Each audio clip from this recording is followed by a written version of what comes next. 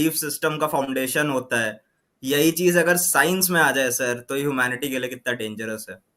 Dangerous है। क्योंकि religion में भी होता है कि जो रिलीजन नहीं मानता उसको अलग कर दिया जाता है। अभी वही हो रहा है, बड़े बड़े जो साइंटिस्ट है, जो जायंट्स है, जिन्होंने ये टेक्नोलॉजी का आविष्कार किया है, रॉबर्ट मेलोन, पीटर मैकेलो, सुचारित बाकरी, उनको अलग कर रहे हो। मतलब उसी से पता चल रहा है कि कितना डेंजरस हम जा रहे हैं। बिल्कुल हम 400 साल पीछे चले गए हैं। जैसे माइकल कुल्डॉफ ने कहा है, जो एपिडेमोलॉजिस्ट है, कि हम साइंस में 400 साल पीछे चले गए हैं। और ये पब्लिक हेल्थ क्वेकरी हो रहा है। क्वेकरी में होता है अनाधून, सबको दे दो, सबको दे दो, पता नहीं किसको साइड इफेक्ट हो रहा, किसको नहीं हो रहा, किसको फायदा हो रहा। We have gone back control नहीं 400 रहेगा ना years। सर, कोई कंट्रोल हाँ ग्रुप नहीं रहेगा बाद में ये नहीं बताने के लिए ये इस चीज से हुआ, सबको दे दिया ये है, 25 आपको यही नहीं पता लगेगा कि किसको हुआ था किसको नहीं हुआ था, कोई कंट्रोल ग्रुप ही we नहीं है have आपके we have once again entered into the dark ages of science in the 21st century। 400 साल पीछे चले गए हैं।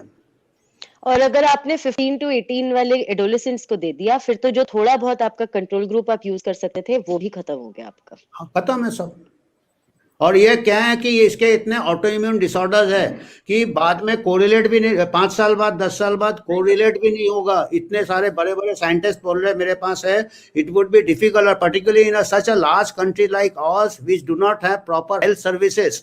आपका पूरा दूर तक हेल्थ सर्विसेज नहीं है। आप वैक्सीन दे रहे हो जहाँ पे उनको मलेरिया का ट्रीटमेंट नहीं है, डेंगू का ट्रीटमेंट नहीं है, वहाँ वैक्सीन दे रहे हो। जैसे फ्रांस के क्वीन ने कहा था कि ब्रेड नहीं मिल रहा तो क्या हो गया, केक खाओ। तो अभी है आपका एक मलेरिया का ट्रीटमेंट नहीं है, डेंगू का नहीं है, आप कोविड का वैक्सीन लो जिसमें कि कोई बड़े बच्चे मर ही नहीं रहे। फ्रांस में बच्चे मर रहे हैं और वैक्सीन हम इधर दे रहे हैं जहां हमारे बच्चे 2000 बच्चे हमारे डायरिया से मर रहे हैं, उनको ब्रेड नहीं मिल रहा है, आप उनको केक दे रहे हो। रेवोल्यूशन आ गया था फ्रांस में ऐसे में। तो आप सोचिए कितना भयंकर सिचुएशन पैदा हो रहा है।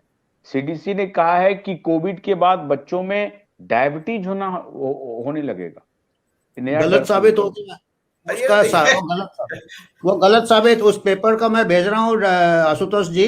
वो सीडीसी बीच बीच में ऐसा बदमाशी करता है। उसका एक साइंटिस्ट ने पूरा उसको एनालाइज किया है, उसमें बहुत सारे डिस्टॉर्टेड डेटा है। मैं अभी भेजने वाला हूँ आपको। वो डायबिटीज का ये चलाया है, वो गलत एनालिसिस के ऊपर। मेरे को एक मेन स्ट्रीम मीडिया ने मेरे को ऑफर किया था डिबेट करने के लिए ये सेल्फ लाइफ के ऊपर। तो मैंने बोला इसका जवाब कोई नहीं दे सकता। सेल्फ लाइफ अभी कितने सारे सेल्फ है, पूरे देश में सेल्फ बटे हुए हैं। उसका स्टोरेज कैसा है, 2 to 8 डिग्री में होना चाहिए। अगर आप तो वो फिर बोला ठीक है आपको आने की जरूरत नहीं इस डिबेट में।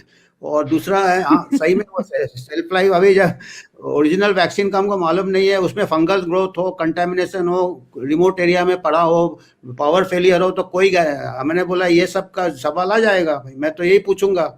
वो चाहते थे कि मैं बोलूँ नहीं नहीं। फिर वो मैंने डिबेट बाद में देखा, उसमें काफी लोगों को लाए थे, उन्होंने बोला हाँ हाँ बहुत अच्छा वैक्सीन है सेल्फ। वो खैर दूसरी बात है।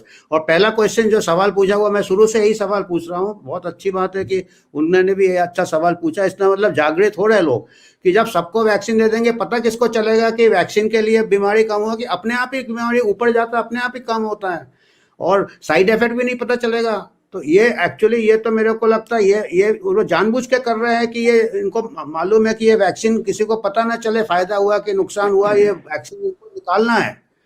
तो ये बहुत अच्छा सवाल है। जब एक्सपेरिमेंटल यूज है तो एक्सपेरिमेंट में एक कंट्रोल ग्रुप होना चाहिए, एक को दो एक को नहीं दो। देखो, और ऐसा कोई रिस्क भी नहीं है कि 20% 10% डेथ हो रहे हैं कि हमको वैक्सीन सबको देना है।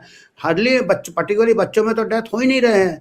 तो वैक्सीन का कुछ मकसद ही हमको समझ में नहीं आता। लॉजिक क्या है, कॉमन सेंस है। साइंस तो छोड़ो, कॉमन सेंस ही नहीं है। जिस चीज से डेथ ही नहीं हो रहा है, अभी इससे ज्यादा मैं कहता हूँ ट्रैफिक एक्सीडेंट से डेथ होता, तो बच्चे को आप स्कूल भेजो ही नहीं, उसको 2 व्हीलर में भेजते हो, 3 व्हीलर में भेजते हो। रोज एक्सीडेंट्स होते हैं, उसमें चांसेस डेटा अगर देखेंगे तो वो फिर तो इसमें तो कोविड में कोई रिस्क ही नहीं है बच्चों में। इसमें vaccine is not justified, particularly जिसका कि सेफ्टी आपको लॉन्ग टर्म शॉर्ट टर्म दोनों नहीं मालूम है।